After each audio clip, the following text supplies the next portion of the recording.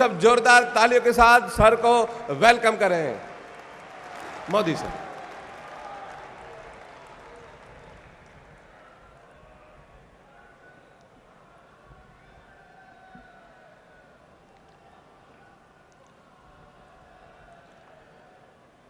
गुजरात के लोकप्रिय मुख्यमंत्री श्री भूपेंद्र भाई पटेल, केंद्र में मंत्रिपरिषद के मेरे साथी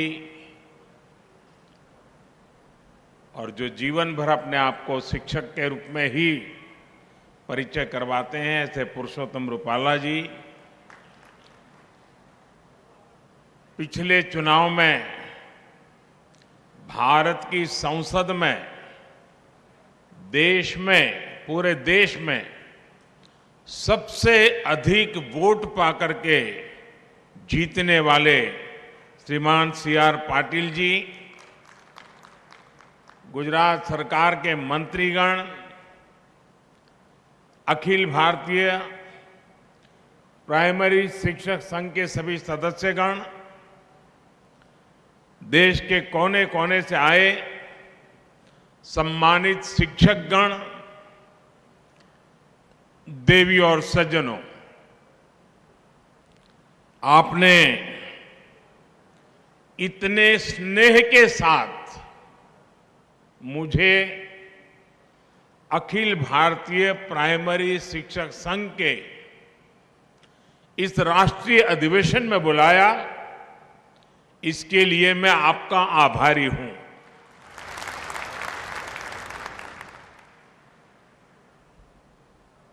आजादी के अमृत काल में जब भारत विकसित होने के संकल्प के साथ आगे बढ़ रहा है,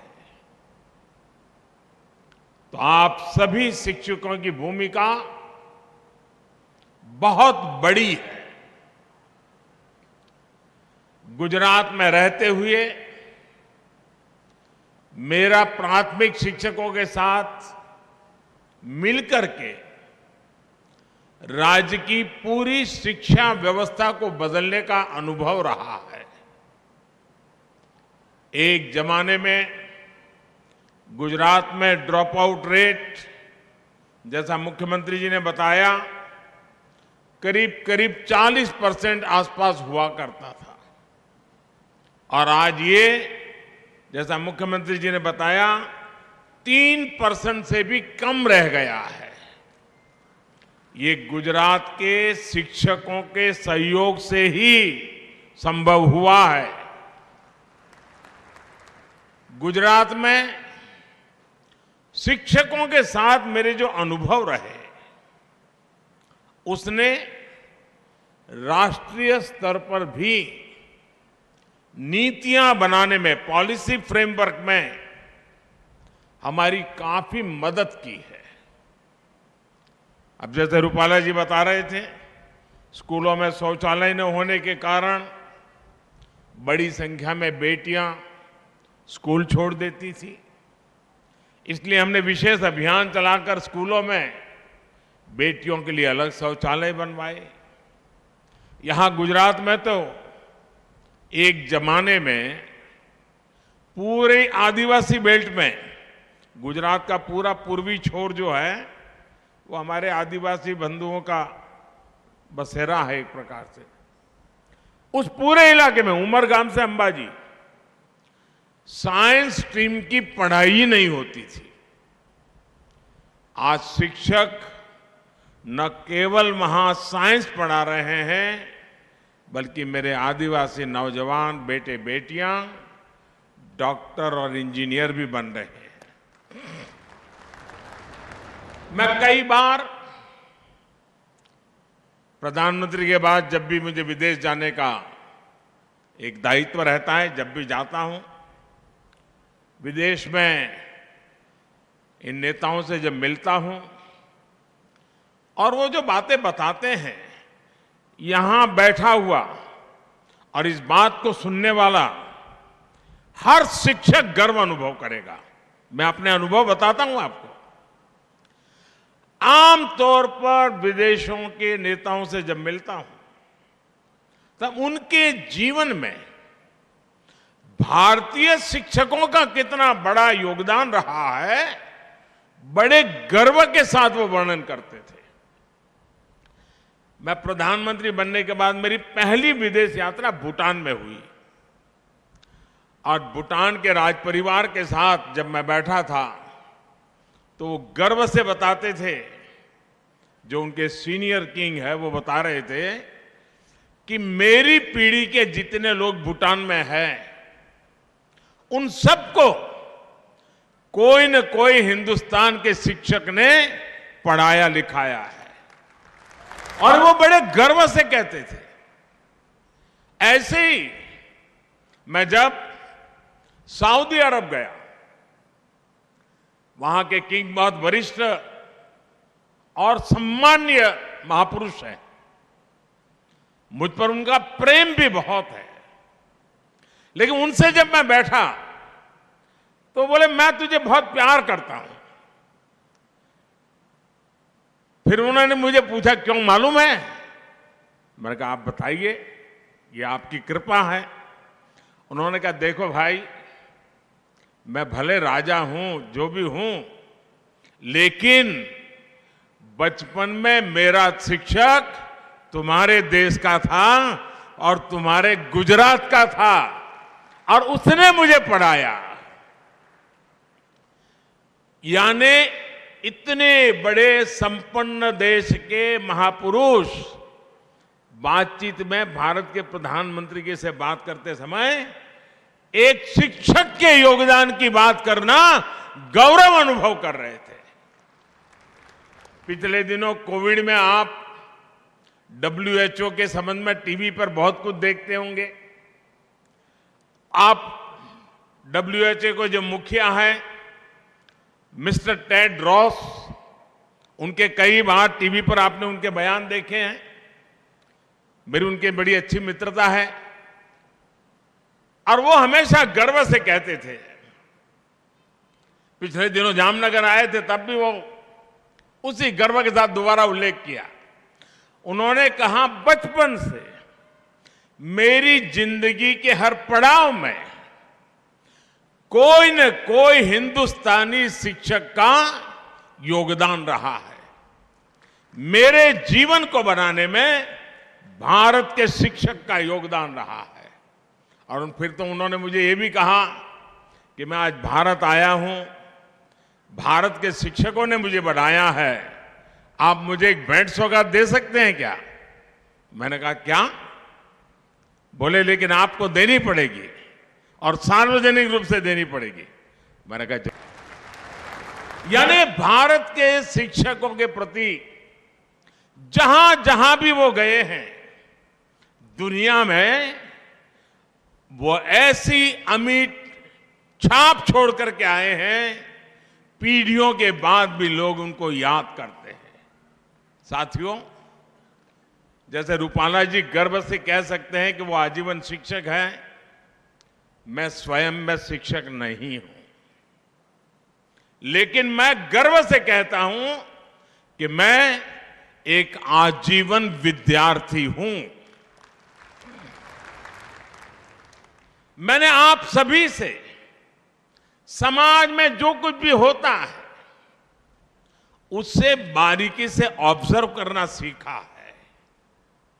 आज प्राथमिक शिक्षकों के इस अधिवेशन में अपने इन्हीं अनुभवों को मैं आज जरा जी भर करके आपके सामने कुछ कहना चाहता हूं।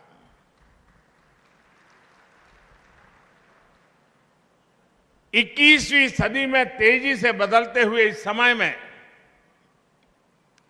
भारत की शिक्षा व्यवस्था बदल रही है, शिक्षक बदल रहे हैं, छात्र भी बदल रहे हैं। ऐसे में इन बदलती हुई परिस्थितियों में हम कैसे आगे बढ़े, ये बहुत अहम हो जाता है। जैसे हमने देखा है, पहले के टीचर्स के सामने संसाधनों की कमी, इंफ्रास्ट्रक्चर का अभाव जैसी कई चुनौतियां होती थी और तब छात्रों की तरफ से कोई खास चुनौती नहीं होती थी। आज टीचर्स के सामने से संसाधन और सुविधाओं की जो कमी थी, वो जो समस्याएं थी, वो धीरे धीरे दूर हो रही है। लेकिन आज की पीढ़ी के बच्चे, छात्र, उनकी जो जिज्ञासा है, उनका जो कौतूहल है, वे मां बाप के साथ साथ टीचर्स के लिए भी एक बहुत बड़ी चुनौती, एक चैलेंज लेकर आया है। ये छात्र आत्मविश्वास से भरे हुए हैं, ये छात्र नीडर हैं और उनका स्वभाव 8 साल की उम्र का, 9 साल की उम्र का छात्र भी टीचर को चुनौती देता है। वो शिक्षा के पारंपरिक तौर तरीकों से कुछ नई चीजें उससे पूछता है, बात करता है।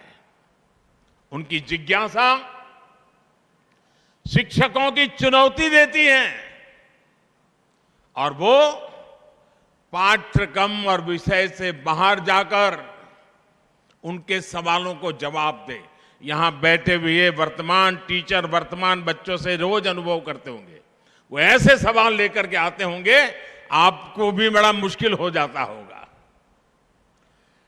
छात्रों के पास इंफॉर्मेशन के अलग अलग स्रोत है, इसने भी शिक्षकों के सामने खुद को अपडेट रखने की चुनौती पेश की है। इस चुनौतियों को एक टीचर कैसे हल करता है, इस पर हमारी शिक्षा व्यवस्था का भविष्य निर्भर करता है। और सबसे अच्छा तरीका यह है कि इन चुनौतियों को पर्सनल और प्रोफेशनल ग्रोथ के अवसर के तौर पर देखा जाए। ये चुनौतियां हमें लर्न, अनलर्न और रीलर्न करने का मौका देती है। इन्हें हल करने का एक तरीका यह है कि शिक्षण के साथ साथ स्वयं को छात्र का गाइड और मेंटर भी बनाएं। आप भी जानते हैं कि गूगल से डेटा मिल सकता है, लेकिन डिसीजन तो खुद ही लेना पड़ता है। एक गुरु ही छात्र को गाइड कर सकता है कि वो अपनी जानकारियों का सही उपयोग कैसे करे। टेक्नोलॉजी से इंफॉर्मेशन मिल सकती है, लेकिन सही दृष्टिकोण तो शिक्षक ही दे सकता है। सिर्फ एक गुरु ही बच्चों को यह समझने में मदद कर सकता है कि कौन सी जानकारी उपयोगी है और कौन सी नहीं है। कोई भी टेक्नोलॉजी किसी विद्यार्थी की पारिवारिक स्थिति को नहीं समझ सकता। एक गुरु ही उसके हालात को समझकर उसे सभी मुश्किलों से बाहर निकलने के लिए प्रेरित कर सकता है। इसी तरह दुनिया की कोई भी टेक्नोलॉजी ये नहीं सिखा सकती कि किसी विषय की गहराई में जाकर उसे कैसे समझे, डीप लर्निंग कैसे करें। जब इंफॉर्मेशन की भरमार हो, इंफॉर्मेशन के पहाड़ खड़े हो जाते हैं, तो छात्रों के लिए ये महत्वपूर्ण हो जाता है कि वो कैसे एक चीज पर अपना ध्यान केंद्रित करें। डीप लर्निंग और उसे लॉजिकल कंक्लूजन तक पहुंचाना, ये बहुत महत्वपूर्ण है। इसलिए आज 21वीं सदी के छात्र के जीवन में टीचर की भूमिका और ज्यादा बृहद हो गई है। और मैं तो आपसे भी कहना चाहूंगा, मैं आपको कोई उपदेश देने नहीं आया हूं और न ही मैं उपदेश दे सकता हूं, लेकिन आप पल भर के लिए ये भूल जाइए कि आप टीचर हैं। पल भर के लिए सोचिए कि आप किसी संतान की माताजी हैं या किसी संतान के पिताजी हैं। आप अपने बच्चे को कैसा चाहते हैं? आपके बच्चे के लिए आप क्या चाहते हैं? पहला जवाब मिलेगा साथियों, यहां से कोई इनकार नहीं कर सकता है। पहला जवाब मिलेगा, मैं भले टीचर हूं, हम माता पिता दोनों भले टीचर हैं, लेकिन हमारे बच्चों को अच्छा शिक्षक मिले, अच्छी शिक्षा मिले। आपके दिल में भी बच्चों के लिए पहली कामना है, आपके बच्चों को अच्छा शिक्षक, अच्छी शिक्षा मिले। जो कामना आपके दिल में है, वही कामना हिंदुस्तान के कोटि कोटि माता पिता के दिल में भी है। जो आप अपने बच्चों के लिए चाहते हैं, वो हिंदुस्तान का हर मां बाप अपने बच्चों के लिए चाहता है और वो आपसे उम्मीद करता है। साथियों, इस बात को हमेशा ध्यान में रखिए कि विद्यार्थी आपसे, आपकी सोच से, आपके रोजमर्रा के व्यवहार से, आपकी बोलचाल से, आपके उठने बैठने के तरीके से वो बहुत कुछ सीखता रहता है। आप जो पढ़ा रहे हैं और छात्र जो आपसे सीख रहा है, उसमें कभी कभी बहुत अंतर होता है। आप सोचते होंगे कि आप गणित, विज्ञान, इतिहास या कोई अन्य विषय पढ़ा रहे हैं, लेकिन छात्र आपसे सिर्फ वो विषय नहीं सीख रहा, वो ये भी सीख रहा है कि अपनी बात कैसे रखनी चाहिए। वो आपसे धैर्य रखने, दूसरों की मदद करने जैसे गुण भी सीख रहा है। आपको देखकर ही वो सीखता है कि सख्त छवि रखकर भी स्नेह कैसे जताया जा सकता है। निष्पक्ष रहने का गुण भी उसे शिक्षक से ही मिलता है। इसलिए प्राइमरी एजुकेशन का रोल बहुत इंपॉर्टेंट होता है। छोटे बच्चों के लिए टीचर परिवार से बाहर वो पहला व्यक्ति होता है जिसके साथ वो सबसे ज्यादा समय बिताता है। इसलिए आप सभी में इस दायित्व का एहसास भारत की आने वाली पीढ़ियों को बहुत मजबूत करेगा। साथियों, अभी आप जिन स्कूलों में कार्यरत हैं, वहां नई राष्ट्रीय शिक्षा नीति या तो लागू हो चुकी होगी या फिर लागू होने वाली होगी। और मुझे गर्व है कि इस बार जो राष्ट्रीय शिक्षा नीति बनी है, देश के लाखों शिक्षकों ने उसको बनाने में कंट्रीब्यूशन किया है। शिक्षकों के परिश्रम में से ये पूरी शिक्षा नीति बन पाई है और इसके कारण सर्वदूर उसका स्वागत हुआ है। आज भारत 21वीं सदी की आधुनिक आवश्यकताओं के मुताबिक नई व्यवस्थाओं का निर्माण कर रहा है। इन नई राष्ट्रीय शिक्षा नीति इसी को ध्यान में रखते हुए बनाई गई है। हम इतने वर्षों से स्कूलों में पढ़ाई के नाम पर अपने बच्चों को केवल किताबी ज्ञान दे रहे थे। नई राष्ट्रीय शिक्षा नीति उस पुरानी अप्रासंगिक व्यवस्था को परिवर्तित कर रही है। राष्ट्रीय शिक्षा नीति प्रैक्टिकल पर है, आधारित है।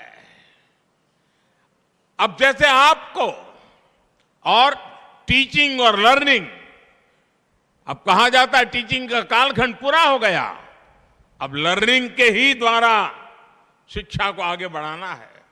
अब जैसे आपको मिट्टी के बारे में कुछ बताना है, चाक के बारे में कुछ सिखाना है, अगर आप बच्चों को लेकर कुम्हार के घर जा सकते हैं, आप कुम्हार के घर जाएंगे तो उन्हें बहुत सी चीजें देखने को मिलेगी।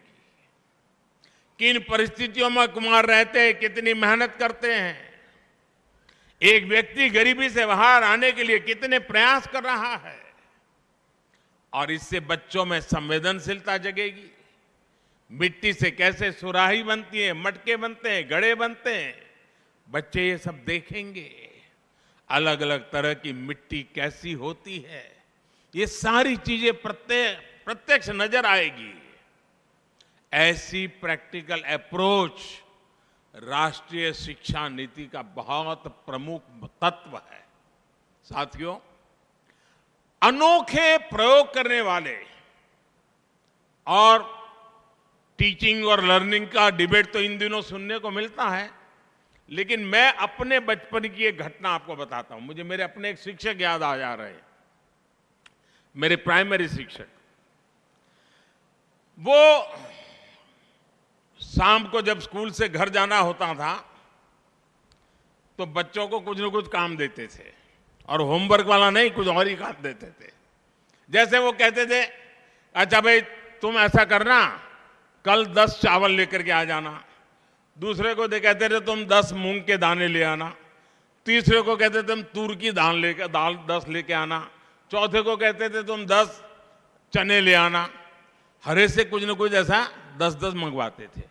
उस बच्चा घर जाते याद रखता था, मुझे 10 लाना है, 10 लाना है, 10 नंबर फिक्स हो जाता था। फिर मुझे गेहूं लाना है कि चावल लाना है, तो उसके दिमाग में घर जाते पहले अपनी माँ से कह देता था, मुझे कल टीचर ने कहा ये ले जाना है। सुबह तक उसके दिमाग में वो चावल और 10, चावल और 10 ये बना रहता था। लेकिन क्लास में जब हम जाते थे तो हमारे टीचर उन सबको इकट्ठा कर देते थे और फिर सबको कहते थे, अलग अलग लोगों को, अच्छा भाई तुम ऐसा करो, इसमें से 5 मूंग निकालो। दूसरे कहते तुम 3 चने निकालो। तीसरे को कहते, यानी वो चने को पहचानना लग जाता है, वो मूंग को पहचानता है, उसको नंबर याद रहा। यानी एक ऐसी उनकी प्रैक्टिकल व्यवस्था थी, हमारे लिए बड़ा अजब लगता था, लेकिन वो सिखाने का उनका तरीका था। जब हम 1 साल पूरा हो गया, अगले साल गए तो भी वही टीचर थे, तो उन्होंने फिर से वही कहा।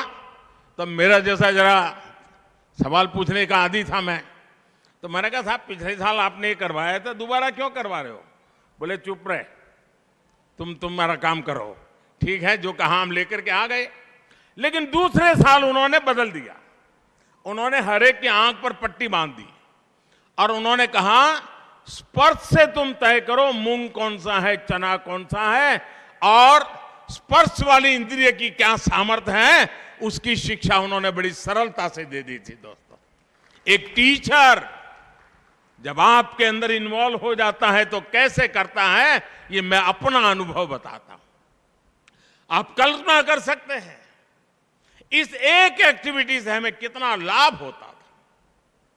हमें गिनती के बारे में पता चला, हमें दालों के बारे में पता चला, हमें रंगों के बारे में पता चला। तो वो इस तरह से हमें प्रैक्टिकल ज्ञान के साथ हमारी पढ़ाई कराते थे। प्रैक्टिकल के साथ पढ़ाई, यही नेशनल एजुकेशन पॉलिसी की मूल भावना भी है, और इसे जमीन पर उतारने की जिम्मेदारी आप सबको निभानी ही है। साथियों, राष्ट्रीय शिक्षा नीति में जो एक बड़ा प्रावधान किया गया है, वो हमारे गांव, देहात और छोटे शहरों को शिक्षकों की बहुत मदद करने वाला है। ये प्रावधान है मातृभाषा में पढ़ाई का। हमारे देश में अंग्रेजों ने 250 साल राज किया, लेकिन फिर भी अंग्रेजी भाषा एक वर्ग तक ही सीमित रही थी। दुर्भाग्य से आजादी के बाद ऐसी व्यवस्था बनी कि अंग्रेजी भाषा में ही शिक्षण को प्राथमिकता मिलने लगी। माता पिता भी बच्चों को अंग्रेजी भाषा में पढ़ाने के लिए प्रेरित होने लगे। इसका नुकसान मेरे टीचर यूनियन ने कभी इस पर सोचा है कि नहीं सोचा है मुझे मालूम नहीं है। आज मैं आपको बता रहा हूं, जिस समय आप सोचेंगे इस विषय पर, इस सरकार की जितनी तारीफ करेंगे उतनी कम होगी। क्या हुआ? जब ये अंग्रेजी चलने लगा तो गांव देहात और गरीब परिवार के हमारे उन लाखों शिक्षकों को जो कि मातृभाषा में पढ़कर निकल रहे थे, वो कितने ही अच्छे शिक्षक हो, लेकिन उनको अंग्रेजी सीखने का अवसर नहीं मिला था। अब उनके लिए नौकरी का खतरा मंडराने लग गया, क्योंकि अंग्रेजी का माहौल चल गया। आपकी नौकरी और आप जैसे साथियों की भविष्य में भी नौकरी निश्चित करने के लिए हमने मातृभाषा में शिक्षा पर बल दिया है, जो मेरे शिक्षक के जीवन को बचाने वाला है। दशकों से हमारे देश में यही चलता रहा था, लेकिन अब राष्ट्रीय शिक्षा नीति मातृभाषा में शिक्षण को बढ़ावा देती है। इसका बहुत बड़ा लाभ आपको मिलेगा। इसका बहुत बड़ा लाभ हमारे गांव से आए हुए, गरीब परिवार से आए हुए युवाओं को मिलेगा, शिक्षकों को मिलेगा। नौकरी के लिए अवसर तैयार हो जाएंगे। साथियों, शिक्षकों से जुड़ी चुनौतियों के बीच आज हमें समाज में ऐसा माहौल बनाने की भी जरूरत है जिसमें लोग शिक्षक बनने के लिए स्वेच्छा से आगे आए। अभी जो स्थितियां हैं उसमें हम देखते हैं कि लोग डॉक्टर बनने की बात करते हैं, इंजीनियर बनने की बात करते हैं, एमबीए करने की बात करते हैं, टेक्नोलॉजी को जानने की बातें करते हैं। ये सारी बातें करते हैं, लेकिन बहुत कम देखने को मिलता है कोई आकर कहे कि मैं शिक्षक बनना चाहता हूं, मैं बच्चों को पढ़ाना चाहता हूं। ये स्थिति किसी भी समाज के लिए एक बहुत बड़ी चुनौती होती है। ये सवाल उठना बहुत आवश्यक है कि हम नौकरी के लिए बच्चों को पढ़ा रहे हैं, तनख्वाह भी मिल रही है, लेकिन क्या हम मन से भी शिक्षक है क्या? हम जीवन भर शिक्षक है क्या? क्या सोते जागते उठते बैठते हमारे मन में ये भावना है कि मुझे देश के आने वाले भविष्य को गढ़ना है, बच्चों को हर रोज कुछ नया सिखाना है? मैं मानता हूं समाज को बनाने में शिक्षकों की बहुत बड़ी भूमिका होती है, लेकिन कई बार कुछ परिस्थितियां देखकर मुझे तकलीफ भी होती है। मैं आप बताऊंगा, आप भी मेरी तकलीफ समझ पाएंगे। मैं कभी कभी, क्योंकि मेरे मन में, जैसे अभी रूपाला जी ने वर्णन किया ना, मैं मुख्यमंत्री बना तो मेरी दो इच्छाएं थी, व्यक्तिगत दो इच्छाएं। एक, बचपन में जो मेरे साथ स्कूल में पढ़ने वाले मेरे दोस्त थे उनको मैं सीएम के घर बुलाऊं, क्योंकि मैं एक परिव्राजक था, मेरा नाता सबसे टूट चुका था, 3-3 दशक बीच में बीत गए थे, तो मेरा मन कर गया कि उन पुराने दोस्तों को याद करूं। और दूसरी मेरी इच्छा थी कि मेरे सभी टीचर्स को मैं अपने घर बुलाऊं और उनका सम्मान करूं। और मुझे खुशी है कि उस समय जब मैंने मेरे टीचर्स को बुलाया, एक टीचर की उम्र 93 थी। और आपको साथियों गर्व होगा, मैं एक ऐसा विद्यार्थी हूं, आज भी मेरे जितने टीचर जीवित हैं मैं उनके साथ जीवन संपर्क में हूं, आज भी। लेकिन आजकल मैं क्या देख रहा हूं, अगर मैं कहीं कोई शादी का निमंत्रण देने आता है या किसी शादी ब्याह में जाता हूं तो मैं उनको पूछता हूं, वो कितना ही बड़ा आदमी होगा, मैं उसको पूछता हूं, अच्छा भाई तुम्हारी शादी हो रही है, तुम्हारी जिंदगी में बड़ा महत्वपूर्ण अवसर है, क्या तुमने अपने किसी टीचर को शादी में निमंत्रण दिया है क्या? 100 में से 90% कोई मुझे कहता नहीं कि मैंने टीचर को बुलाया है। और जब मैं सवाल पूछता हूं, लोग इधर उधर देखने लग जाते हैं। अरे तुम्हारी जिंदगी बनाने की जिसने शुरुआत की और तुम जीवन के एक बहुत बड़े पड़ाव की ओर जा रहे हो, और शादी में तुझे तेरा टीचर याद नहीं आया? ये समाज की एक सच्चाई है।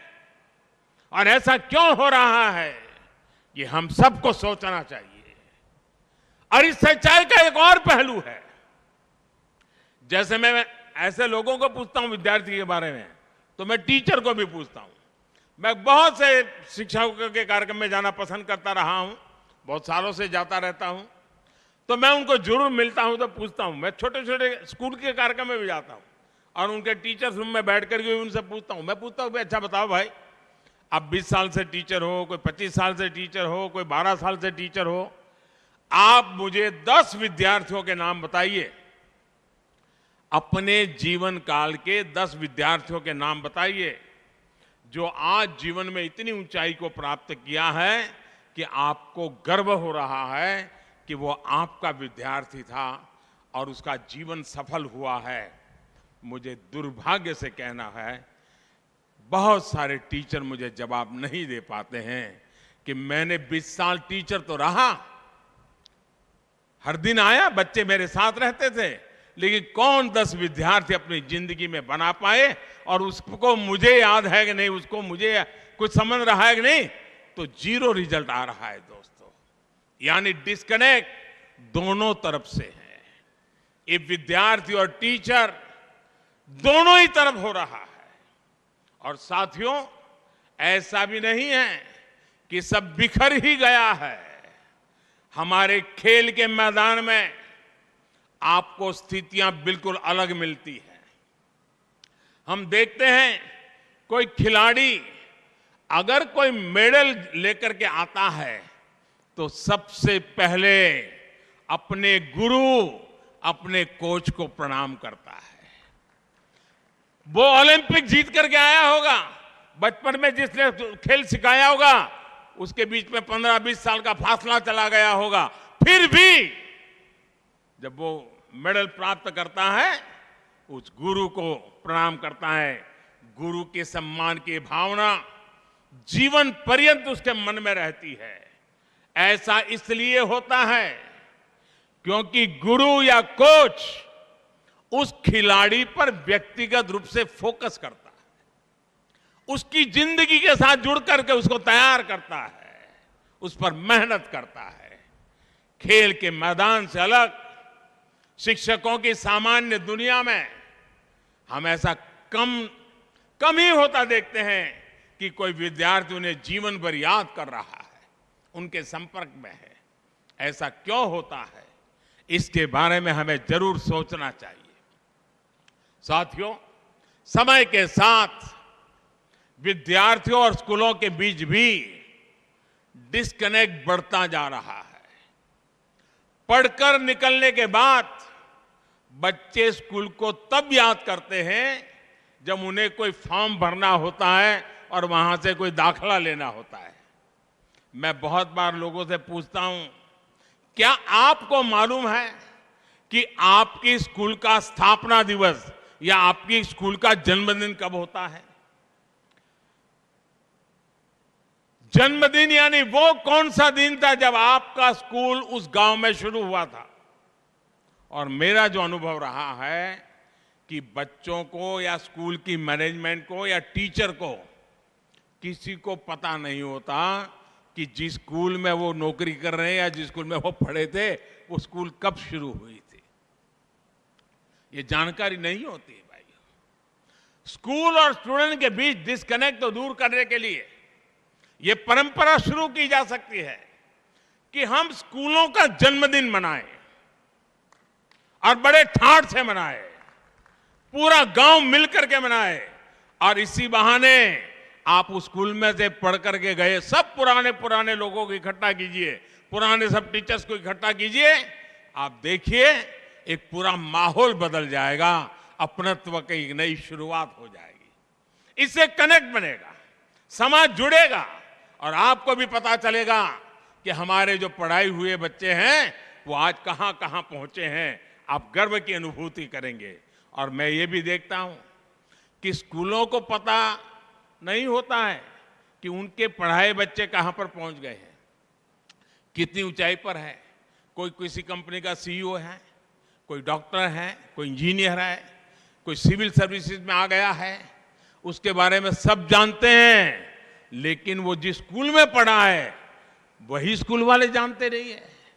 ये मेरा पक्का विश्वास है कि कोई कितना भी बड़ा व्यक्ति क्यों न हो, किसी भी पद पर क्यों न हो, अगर उसको उसके पुराने स्कूल से निमंत्रण आएगा तो कुछ भी करके खुशी खुशी उस स्कूल जरूर जाएगा। इसलिए हर स्कूल को अपने स्कूल का जन्मदिन अवश्य मनाना चाहिए।